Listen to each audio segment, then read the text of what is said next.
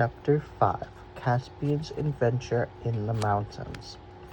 After this, Caspian and his tutor had many more secret conversations on the top of the great tower, and at each conversation Caspian learned more about old Narnia, so that the king is dreaming about the old days and longing that they might come back filled nearly all his spare hours. But of course, he had not many hours to spare, for now his education was beginning in earnest. He learned sword fighting and riding, swimming and diving, how to shoot with a bow and play on the recorder and the theorbo, how to hunt the stag and cut him up when he was dead, besides cosmography, rhetoric, heraldry, versification, and of course history, with a little law, physics, alchemy, and astronomy. Of magic he learned only the theory, for Dr. Cornelius said the practical part was not proper study for princes. And I myself, he added, am only a very imperfect magician, and can only do the smallest experiments. Of navigation, which is a noble and historical art, said the doctor, he was taught nothing, because King Miraz disapproved of ships and the sea. He also learned a great deal about using his own eyes and ears. As a little boy, he had often wondered why he disliked his aunt, Queen Prunaprismia. But now he saw that it was because she disliked him. He also began to see that Narnia was an unhappy country. The taxes were high and the laws were stern, and Miraz was a cruel man. After some years, there came a time when the queen seemed to be ill, and there was a great deal of bustle and pother about her in the castle, and the doctors came, and the courtiers whispered that this was early summertime. And one night, while all the fuss was going, Caspian was unexpectedly wakened by Dr. Cornelius after he had been only a few hours in bed.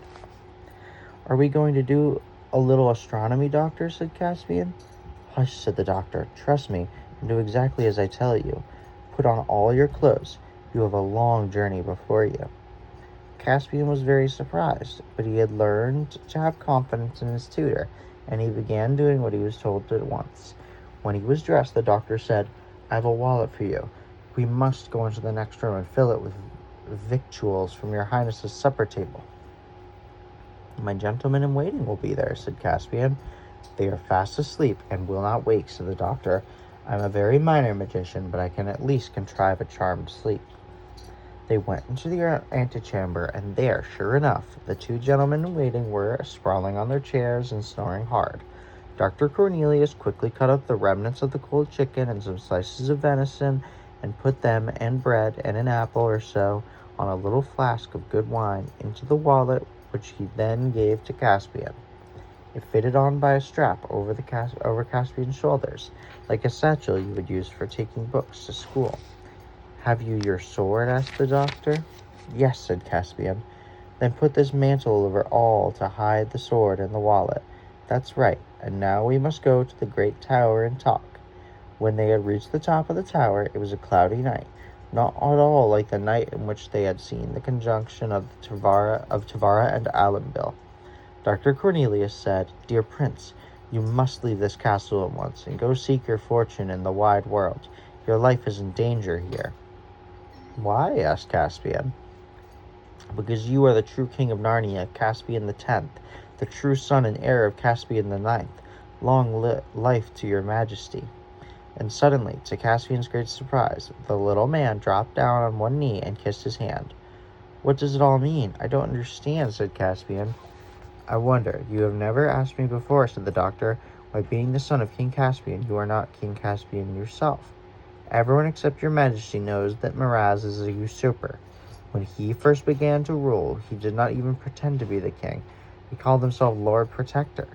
But then your royal mother died, the good queen, and the only Telmarin who was ever kind to me. And then, one by one, all the great lords who had known your father died or disappeared. Not by accident either. Whereas Weed in the Mount, Balasar, and Uvaliz were shot with an arrow on a hunting party by chance, it was pretended. All the great houses of the Passerids had sent to fight giants in the northern frontier, till one by one they fell. Arlian and Aramon and a dozen more he executed for treason on a false charge.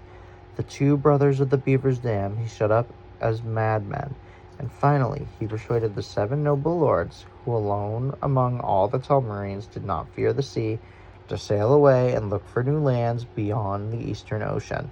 And as he intended, they never came back. And when there was no one left who could speak a word for you, then his flatness, as he had instructed them, begged him to become king. And of course, he did. Did you mean he now wants to kill me too, said Caspian. That is almost certain, said Dr. Cornelius. But why now, said Caspian. I mean, why didn't he do it long ago if he wanted to? And what harm have I done him? He has changed his mind about you because of something that happened only 2 hours ago. The queen has had a son. I don't see what that's got to do with it, said Caspian. Don't see, exclaimed the doctor. Have all my lessons in history and politics taught you no more than that? Listen, as long as he had no children of his own, he was willing enough that you should be king after he died. He may not have cared much about you, but he would rather you should have the throne than a stranger. Now that he has a son of his own, he will want his own son to be the next king. You are in the way. He'll clear you out of the way. Is he really as bad as that, said Caspian. Would he really murder me? He murdered your father, said Dr. Cornelius. Caspian felt very queer and said nothing. I can tell you the whole story, said the doctor, but not now. There is no time. You must fly at once. You'll come with me, said Caspian. I dare not, said the doctor. It would make your danger greater. 2 are more easily tracked than 1, dear prince. Dear King Caspian, you must be very brave. You must go alone and at once. Try to get across the southern border to the court of the King Neon of Archenland. He will be good to you. Shall I never see you again, said Caspian in a quivering voice. I hope so, dear king, said the doctor. What friend have I in the whole world except your majesty? And I have little magic.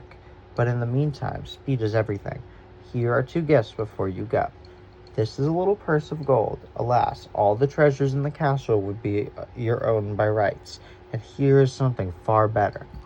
He put in Caspian's hands something which he could hardly see, but by which he knew the feel to be a horn. That, said Dr. Cornelius, is the greatest and most sacred treasures of Narnia. Many terrors I endured, many spells did I utter to find it.